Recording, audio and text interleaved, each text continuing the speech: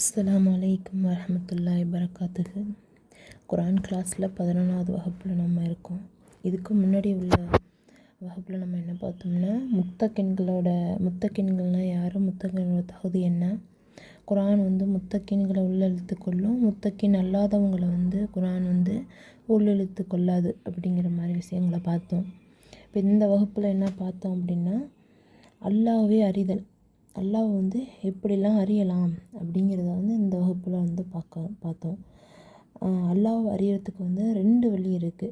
ஒன்று இந்த குர்ஆனை படித்து அதன் மூலயமா இறைவன் யார் அப்படிங்கிறத அறிகிறது. ரெண்டாவது அவனோட படைப்புகளை பார்த்து பிரமிச்சு இந்த உலகத்தில் இருக்கிற எல்லா படைப்புகளையும் பார்த்து இதை படைத்தது ஒரு இறைவன், கண்டிப்பாக எல்லாத்துக்கும் மேலே ஒரு சக்தி உள்ளவன், எல்லாத்துக்கும் மேலே ஒரு பேராற்றலுடைய ஒரு இறைவன் இருக்கிறான். அவன் தான் இந்த உலகத்தை படைச்சி அதில் உள்ள அந்த படைப்புகள் எல்லாம் படைத்ததெல்லாம் அவன் தான் அப்படின்னு சொல்லி அதன் மூலியமாக நம்ம அறிகிறது. இப்போ ஃபஸ்ட்டு அந்த குர்ஆன் மூலமாக படித்து பார்த்து அதில் அறிகிறதுல ஒரு 5 பாயிண்ட் இருக்குது.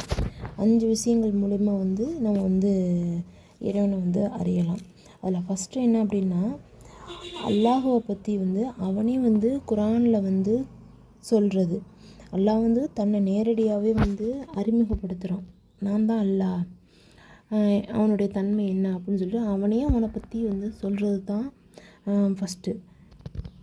அப்போ அதுக்கு உதாரணமாக நம்ம 34வது அத்தியாயம் 1வது 2வது வசனத்தை நம்ம பார்க்கலாம். அதில் அல்லாஹ் சொல்கிறான், அல்ஹம்துலில்லாஹ், புகழ் எல்லாம் அல்லாஹுக்கே உரியது, வானங்களில் உள்ளவையும் பூமியில் உள்ளவையும் அவனுக்கே உரியன, மறுமையில் புகழ் யாவும் அவனுக்கே, மேலும் அவன் ஞானம் மிக்கவன், யாவற்றையும் நன்கு அறிபவன். பூமிக்குள் நுழைவதையும் அதிலிருந்து வெளியேறுவதையும் வானத்திலிருந்து இறங்குவதையும் அதன்பால் உயருவதையும் ஆகிய அனைத்தையும் அவன் அறிவான். அவன் மிக்க அன்புடையவன், மிகவும் மன்னிப்பவன். அப்போ இந்த வசனத்தில் அல்லாஹ்வே சொல்லிட்டான், புகழ் எல்லாமே அல்லாஹுக்கே உரியது, வானத்தில் பூமியில் உள்ள அந்த படைப்புகள் எல்லாமே அவனோடது, அவன் ரொம்ப அன்பானவன், மன்னிக்கக்கூடியவன் சொல்லிட்டான். அதே போல் அவனுக்கு தெரியாமல் எந்த ஒரு விஷயமுமே இங்கே நடக்காது, தெரியாது. அவன் அறியாமல் எதுவுமே நடக்காது. என்ன உள்ள பூமிக்குள்ளே நுழைஞ்சாலும் சரி, பூமியை விட்டு வெளியேறினாலும் சரி, அனைத்தையும் பார்க்கக்கூடியனாவும் எல்லாத்தையும் அறியக்கூடியனா இருக்கான்னு சொல்லிட்டு அல்லாஹ் தன்னை அறிமுகப்படுத்தி சொல்கிறான். ரெண்டாவது என்ன, அல்லாஹுவை வணங்க வேண்டும் அப்படின்னு சொல்லிட்டு கட்டளையிடுறான். அதாவது நம்ம அல்லாஹ்வை நம்ம ஏன் வணங்கணும் அப்படிங்கிறனா, அவனுக்கு ஒரு நன்றி செலுத்துறதுக்காண்டியாக நம்ம வணங்கணும். இப்போ நம்மளுடைய உடம்பையே நம்ம எடுத்துக்கலாம், நம்மளுடைய ஆரோக்கியத்தையே அதுக்கு ஒரு உதாரணமாக நம்ம எடுத்துக்கலாம்.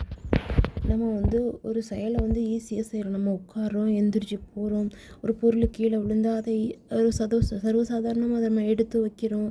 ஆனால் இது கூட முடியாதவங்க எவ்வளவோ உலகத்தில் எத்தனையோ பேர் இருக்காங்க. அதை நம்ம கண்கூடாக நம்ம குடும்பத்தில் உள்ளவங்களையும் சரி, வெளியிலையும் சரி நம்ம கேள்விப்படுறோம், கண்கூடாகவும் நம்ம பார்க்குறோம். ஒரு வாய் சோறு கூட வாய் வழியாக சாப்பிட முடியாத எவ்வளோ பேரை நம்ம பார்க்குறோம். அவங்கெல்லாம் அந்த ஆரோக்கியத்துக்காக அவங்க ஏங்குறாங்க. ஒன்று ஒரு குறையாகவே பிறந்தவங்களாகவும் இருப்பாங்க, இல்லை இடையில நோய்வாய்ப்பட்டவங்களாகவும் இருப்பாங்க.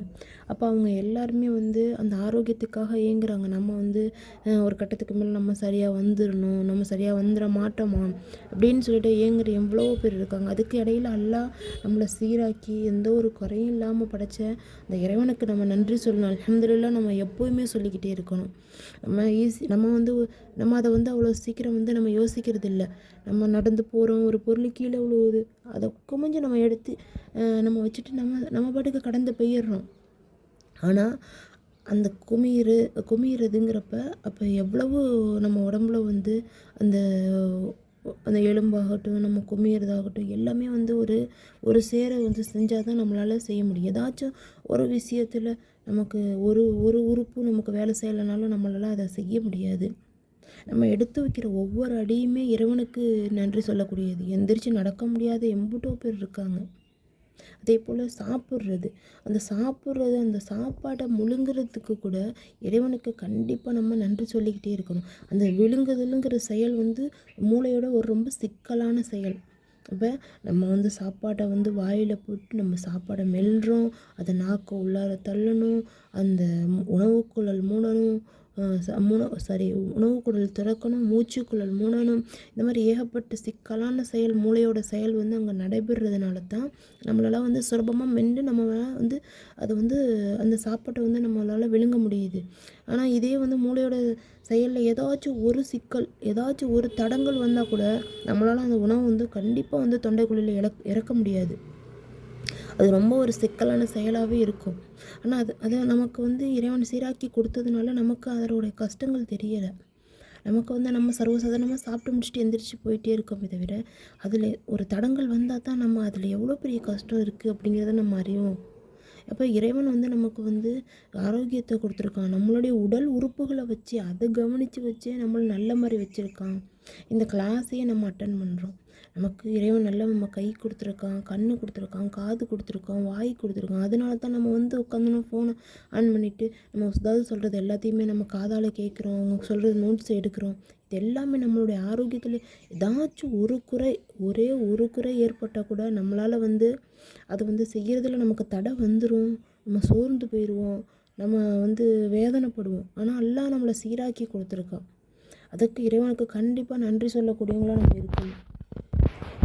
6வது அத்தியாயம் 102வது வசனத்தில் அல்லாஹ் சொல்கிறான், அவன்தான் அல்லாஹ் உங்கள் இறைவன், அவனை தவிர வேறு இறைவன் இல்லை, எல்லா பொருட்களின் படைப்பாளன் வந்து அவனே ஆவான். ஆகவே அவனே வழிபடுங்கள், இன்னும் அவனே எல்லா காரியங்களையும் வந்து கண்காணிக்கக்கூடிய இருக்கிறான் அப்படின்னு சொல்லிட்டு அவனே வழிபடுங்கள் அப்படின்னு சொல்லிட்டு ஒரு கட்டளையாகவும் இறைவன் வந்து சொல்கிறோம். அடுத்து 3வது விஷயம் என்னென்னா, ஒரு செயலை செய்யலாமா செய்யக்கூடாதா அது மூலியமாக வந்து இறைவனை அறிதல், அவனோட பண்பை வந்து நம்ம அது மூலயமா அறியுது. இப்போ ஒரு விஷயத்தை செய்கிறப்ப தான் ஒருத்தவங்க கிட்டே போய் ஒரு விஷயத்தை செய்கிறப்ப அவங்களோட பண்பு, அந்த குணநலன் வந்து நமக்கு தெரியும். ஒரு விஷயம் நல்லது செஞ்சோம்னா அவங்க எவ்வளோ ஒரு தாராளமிக்கவங்களாக இருக்காங்க. அதே மாதிரி ஒரு சின்ன மிஸ்டேக் எது நடந்துருச்சுன்னா அவங்க எப்படி வந்து ஒரு கண்டிப்போடு இருக்கிறவங்க, ஒரு ஸ்ட்ரிக்டாக இருக்காங்க அப்படின்னு சொல்லிட்டு அந்த செயல் செய்கிறது மூலியமாகவும் நம்ம வந்து தெரிஞ்சுக்கலாம். ஒரு நல்ல விஷயம் ஒருத்தவங்கள்ட்ட போய் செய்கிறப்ப அவங்க வந்து அதில் வந்து திருப்தி அடைஞ்சு நமக்கு வந்து செய்யக்கூடியவங்க இருக்காங்க. அப்போ வந்து நம்ம இதை செஞ்சதுக்கு எவ்வளோ கொடுத்துருக்காங்க, நமக்கு ஒரு கிஃப்டாக கொடுத்துருக்காங்க, இல்லை நம்மளை நல்லவங்க கவனிச்சிருக்காங்க. இது செஞ்சதுக்கு அவங்களோட குணம் அப்போ தான் வெளிப்படும், அது தெரியும்.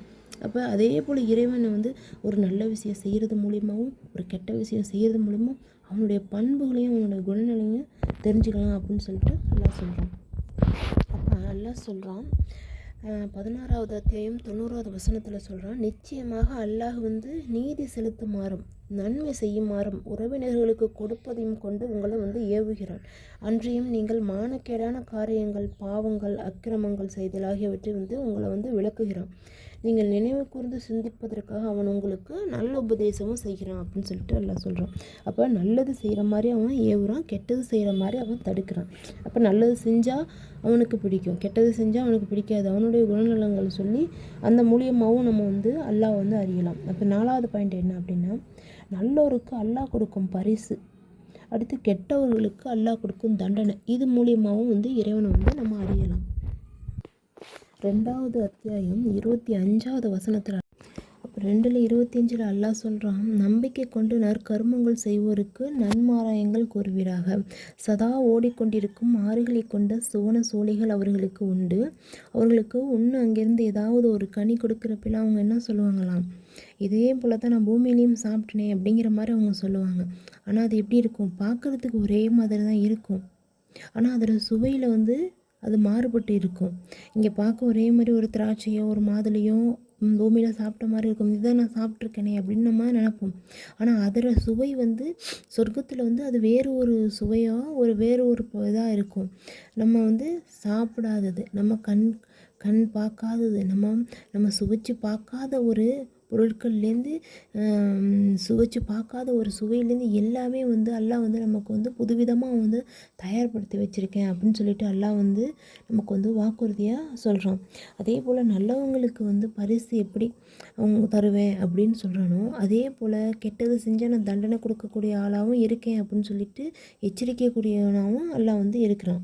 அதுக்கு உதாரணமாக வந்து 22வது அத்தியாயத்தில் 44-45 அல்லாஹ் சொல்கிறான், மத்தியன் வாசிகளும் முற்பட்டனர், இன்னும் மூசாவையும் பொய்ப்பிக்க முற்பட்டனர். இன்னும் நான் காஃபிர்களுக்கு அவகாசம் கொடுத்து பின்னர் அவர்களை நான் பிடித்து கொண்டேன். என் தண்டனை எப்படி இருந்தது அப்படின்ட்டு கவனிப்பீராக அப்படின்னு நல்லா கேட்குறான். அநியாயம் செய்த எத்தனையோ ஊரார்களை நாம் அழித்திருக்கிறோம். அவற்றின் முகடுகள் மீது அவை விழுந்து கிடக்கின்றன. எத்தனையோ கிணறுகள் பாழடைந்து கிடக்கின்றன. எத்தனையோ வலுவான மாளிகையெல்லாம் பால்பட்டு கிடக்கின்றன. அப்போ அல்லாஹ் எவ்வளவோ ஒரு வலிமையான ஒரு சமுதாயம் இருந்தாலும் அவங்க தப்பு செஞ்சால் நான் அவ்வளோ பெரிய சமுதாயத்தையே, அவ்வளோ ஒரு வலுவான சமுதாயத்தையே நான் பாலடைஞ்சு அவங்கள அழிச்சிருக்கிறேன். என்னோடய தண்டனைலாம் எப்படி இருக்குது அப்படின்னு சொல்லிட்டு எல்லாம் நம்மளையே பார்த்து கேட்குறான். அப்போ அவன் நல்லது செஞ்சால் நல்லது பரிசு கொடுக்கறதோடு நிறுத்தாமல், கெட்டது செஞ்சால் அதுக்கேற்ற கூலியும் உங்களுக்கு இருக்குது அப்படின்னு சொல்லி எச்சரிக்கக்கூடியவனாகவும் இருக்கிறான். ஆக அவனை பற்றி அறியத்தான் நம்மளால் அவனை முழுசாக அறிய முடியும். அல்லான்னு பொதுவாக நம்ம சொல்லிட்டு போயிடலாம். ஆனால் அவனை ஆழமாக அவன் எத்தகைய குணம் கொண்டவன், அவன் எப்படியாப்பட்டவன் அப்படின்னு சொல்லிட்டு அவனை பற்றி முழுசாக நம்ம தெரிஞ்சுக்கத்தான் அவன் எவ்வளவு தப்பு செஞ்சால் தண்டனைக்குரியவனாகவும் எச்சரிக்கைக்குரியவனாகவும் இருக்கிறான். அதே சமயம் நல்லது செஞ்சால் அவனிடத்துல சொர்க்கத்தில் பல நல்ல விஷயங்களும் நமக்காக பரிசுகளையும் அவனுக்கு அவன் தயார்படுத்தி வச்சுருக்கேன் அப்படின்னு சொல்கிறான். அதுபோக தவறே செய்தாலும் என்னிடத்துல நீ தவறுக்கு மனம் உருகி மனம் திருந்தி மன்னிப்பு கேட்டால் நான் மன்னிக்கக்கூடியவனாக இருக்கிறேன், பேரன்பு உள்ளவனாக இருக்கேன், நான் கருணையுடையவனாக இருக்கேன் அப்படின்னு சொல்லிட்டு தன்னுடைய அந்த கருணை, அந்த மன்னிக்கக்கூடிய பண்பையும் அல்லாஹ் சொல்கிறான். பரிசு கொடுக்கறதோடு நிறுத்தலை, தப்பு செஞ்சால் தண்டனை கொடுக்கறது நிறுத்தலை, நீ தப்பு செஞ்சுட்டு வந்தால் நான் மன்னிக்கக்கூடியவனாகவும் இருக்கிறேன் அப்படின்னு சொல்லிட்டு அல்லாஹ் சொல்கிறான். அப்போ நம்ம அவனை அறியணும், அவனை முழுசாக அவன் என்ன, அவன் அல்லாஹ் அவனுடைய குணம் என்ன, அவன் எப்பேற்பட்டவன் அப்படிங்கிறது அவனை நம்ம அறியத்தான் நமக்கு அவனை முழுசாக அறிய முடியும். ஆக அந்த அல்லாவை அறியறது தான் எல்லாத்துக்குமான ஒரு அச்சாணியாக இருக்குது. அல்லாவை அறிஞ்சிட்டோம்னா நம்ம எல்லாத்துலேருந்துமே நம்ம விடுபட்டுடலாம், நம்ம மனசு லேசாகிரும். அப்போ 9வது அத்தியாயத்தில் 3, 2ல் 196, 2ல் 44 இது எல்லாமே இறைவனுடைய பண்பை காட்டுது. அப்போ நம்ம இறைவனிடத்தில் மன்னிப்பும் தாராளமாக கேட்கலாம். நம்ம ஒரு தவறு தெரிஞ்சோ தெரியாமலோ நம்ம அறிஞ்சோ அறியாமலோ எது செஞ்சாலுமே இந்த இறைவன் மன்னிக்கக்கூடியவனாக இருக்கிறப்ப நம்ம அவனிடத்துல போய் நம்ம தாராளமாக மன்னிப்பு கேட்டு திருந்தி அவனிடத்துல நம்ம சரணடையலாம். இப்போ அந்த அல்லாவை அறிதல் மூலமாக நமக்கு வாழ்வில் என்ன அந்த மாற்றம் ஏற்படும் அப்படின்னா, துக்கத்துலேருந்து வெளிவந்துடலாம் ஈஸியாக. ஒரு துக்கமோ ஒரு இழப்போ ஏதோ ஒரு நஷ்டமோ ஒன்று ஏற்படுறப்ப நம்ம அல்லாவை முழுசாக அவனிடத்துல நம்ம முழு நம்பிக்கை வச்சு இது இறைவனால் தான் நடைபெற்றது, இது நடக்கணும்னு அல்லாஹ் நாடி இருக்கான், இது எனக்கு அதில் ஒரு தீங்கு ஏதோ இருந்திருக்கு, எல்லாம் எனக்கு நன்மையை தான் நாடுவோம் கண்டிப்பாக அப்படின்னு நம்ம அந்த மனசை நம்ம ஒரு பக்குவப்படுத்தி அதை அவனை அறிவது மூலமாக தான் அதை நம்ம பக்குவப்படுத்த முடியும். அப்போ அந்த மாதிரி நம்ம ஒரு மனசை பக்குவப்படுத்தி இறைவனை முழுசாக நம்ம அறிஞ்சு வச்சுருந்தோம்னா எவ்வளோ பெரிய நஷ்டம் இருந்தாலும் இழப்புகள் வந்தாலும் நம்ம தேர்த்தி கொள்ள முடியும். ஈஸியாக ஒரு துக்கத்துலேருந்து வெளியே வந்துட முடியும். அதுலேயே நம்ம ஒரு இடிஞ்சு அதுலேயே ரொம்ப மூழ்கி போய் நம்ம கடந்துடாமல் நம்மளால் ஈஸியாக நம்ம ரெக்கவர் ஆக முடியும். அடுத்து பொருளாதார தன்னிறைவு. நம்மள்கிட்ட வசதி வாய்ப்பு இருந்தாலும் சரி இல்லாமல் அல்ல நம்மளை சோதித்தாலுமே சரி நம்ம அந்த பொருளாதாரத்தில் அல்ல எனக்கு இது கொடுத்துருக்கான் அல்ஹம்துலில்லாஹ் அப்படின்னு சொல்லிட்டு நம்ம பொருளாதாரத்தில் நம்ம தன்னிறைவு அடைஞ்சிடலாம். எவ்வளவோ அங்கே கொடுத்துருக்கான் எனக்கு ஒன்றுமே கொடுக்கல அப்படின்னு சொல்லிட்டு நம்ம அதிலே மனசை விட்டு இல்லை அந்த மாதிரி நம்ம நொந்து போயோ நம்மளை நாமே நம்ம வருத்திக்கிட்டோ இல்லை அடுத்தவங்களை பார்த்து பொறாமப்பட்டுக்கிட்டோ எந்த ஒருமே இல்லை. இறைவனை அறிஞ்சோம்னா கண்டிப்பாக எனக்கு அல்லாஹ் இது கொடுத்துருக்கான்னா கண்டிப்பாக எனக்கு பின்னாடி நல்லதுமாக கொடுப்பான், கண்டிப்பாக எனக்கு பரக்கத்து செய்வான் அப்படின்னு சொல்லிட்டு நம்மளே பொருளாதார தன்னிறைவு நமக்கு கொடுத்ததை வச்சு நம்ம திருப்தி அடைஞ்சிக்க முடியும். மன அமைதியும் அதே போல் மன அமைதி ஏற்படுறதும் இறைவனால் தான். அப்போ அல்லாஹ்வை அறிஞ்சோம்னா கண்டிப்பாக மன நிம்மதி வரும். அதே போல் சண்டை சச்சரவு இல்லாமல் இருக்கலாம், நல்ல குணங்கள் வரும். இது எல்லாத்துக்குமே அச்சாணி எது, இது எல்லாத்துக்குமே அடித்தளம் இறைவனை நம்ம அறிகிறது. அப்போ அந்த அல்லாஹ்வை நம்ம அறிஞ்சோம்னா எல்லாத்துக்குமான விடை கிடைக்கும்.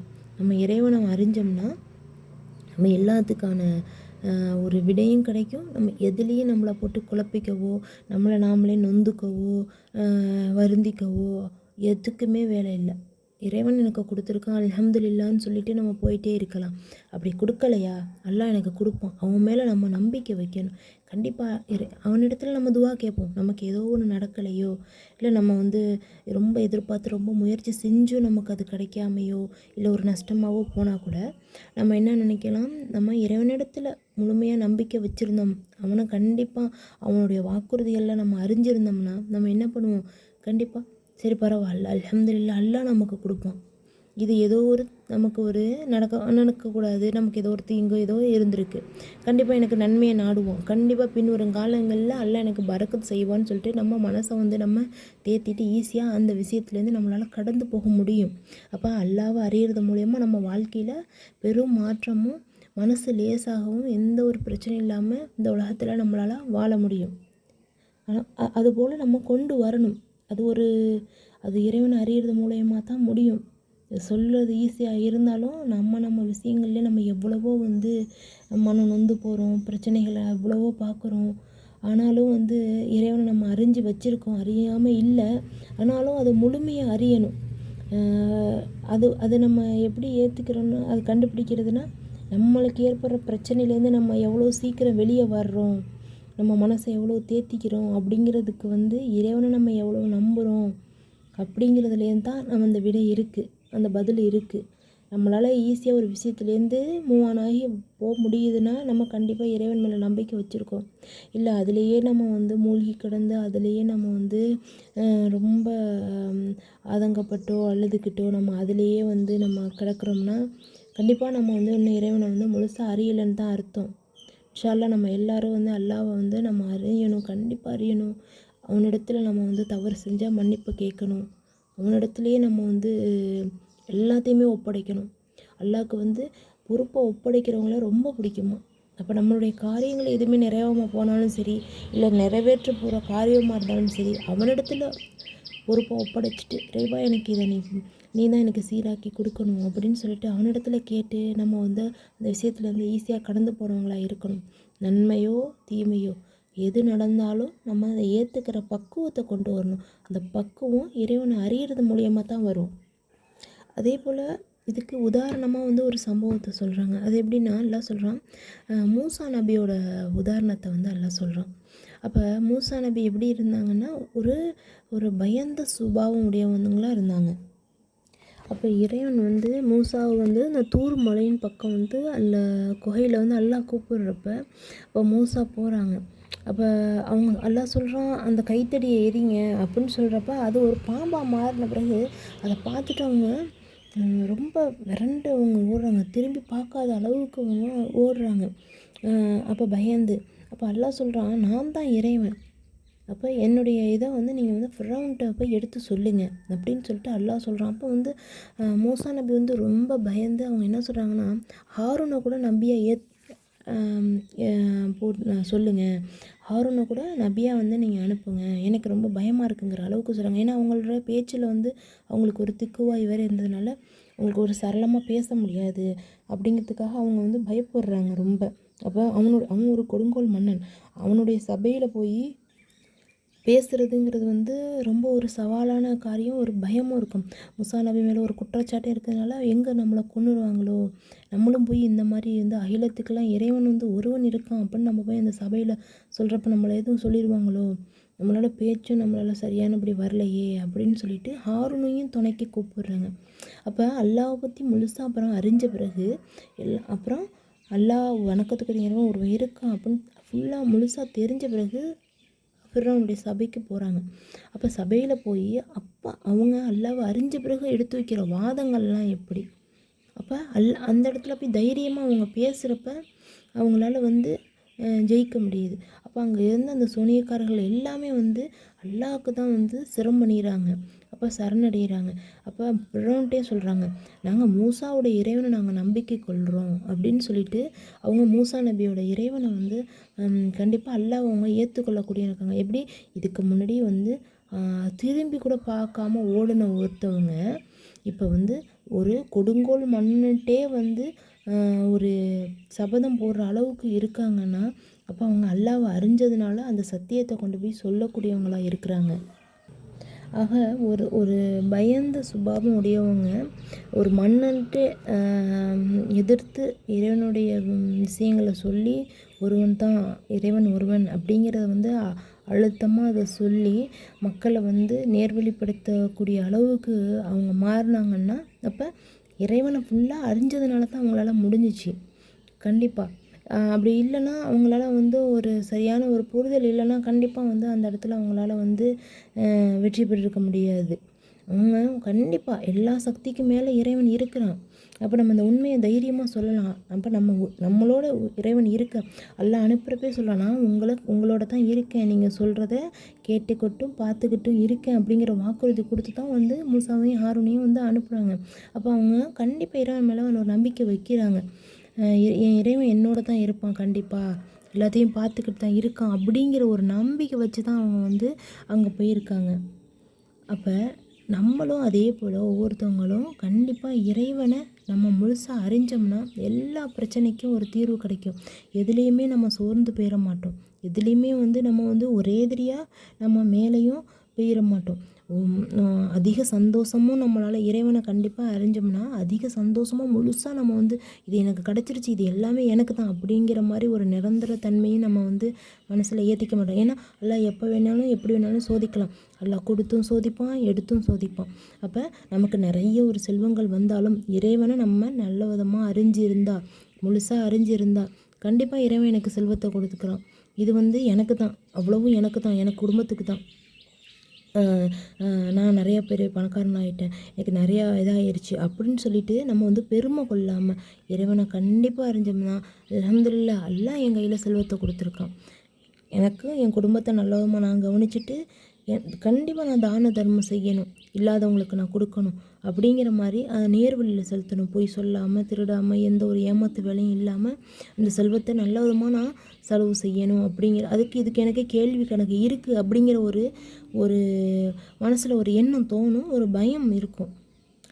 இதே வந்து நம்மளிடத்துல வந்து அல்லாஹ்வை பற்றி புரிதல் இல்லைன்னா அந்த செலவத்தை நம்ம இஷ்டப்படி நம்ம செலவு செய்வோம். நமக்கு கேள்வி கணக்கு இருக்குங்கிறத கூட நம்ம சிந்தித்து பார்க்க மாட்டோம். ஆனால் தெரியும், ஆனாலும் அதை வந்து சிந்தித்து அதன் வழி நம்ம செயல்படுறது போகிறதுக்கு வந்து நம்ம மனசு வந்து ஏற்றுக்காது. நம்ம அல்லாஹ்வை அறிஞ்சால் தான் நமக்கு பின்பாரு நமக்கு கேள்வி கணக்கு இருக்குது. இறைவன் கண்டிப்பாக நம்மளை வந்து கேள்வி கேட்பான். தப்பு செஞ்சால் நம்ம தவறான முறையில் பயன்படுத்தி நமக்கு கண்டிப்பாக தண்டனை கொடுப்பாங்கிற ஒரு பயம் வரும். அப்போ நம்ம இறைவனை எல்லா விதத்துக்குமே நம்ம வந்து இறைவனை அறிஞ்சாலே போதும். அல்லாஹ்வை அறிஞ்சால் எல்லாத்துக்குமான பதிலும் இருக்குது. இன்ஷா அல்லாஹ் நம்ம எல்லாருமே அல்லாஹ்வை அதே போல் அறிஞ்சு நம்மளுடைய செயல்களை வந்து நல்ல விதத்தில் செஞ்சு இறைவனிடத்தில் நன்மதிப்பை பெறத்துக்கு இறைவன் அருள் செய்வானாக. அஸ்ஸலாமு அலைக்கும் வரஹ்மத்துல்லாஹி வபரகாத்துஹு.